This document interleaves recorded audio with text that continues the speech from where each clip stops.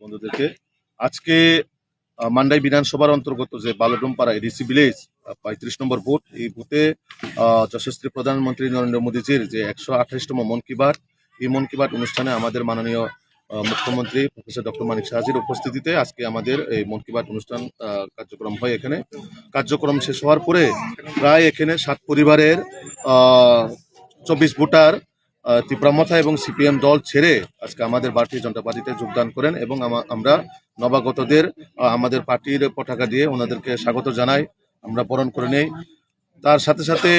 বিশেষ করে আমাদের জনজাতি এলাকাকে কিভাবে ডেভেলপমেন্ট করা যায় এবং মোদী মানিক সাহাজির নেতৃত্বে যে জনকল্যাণমুখী সরকার, এই সরকার আমাদের জনজাতিদের জন্য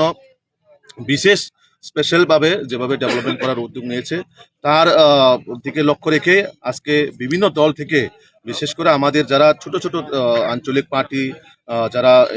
ট্রাইবেল বেল্টে আছে, তারা মূলত আমাদের ভারতীয় জনতা পার্টিকে বিশ্বাস করে এবং উন্নয়নের ধারাকে দেখে তারা আজকে আমাদের সাথে সামিল হচ্ছেন। জায়গায় জায়গায় শুধু এই মান্ডাই বিধানসভা নয়, বিভিন্ন জায়গাতেই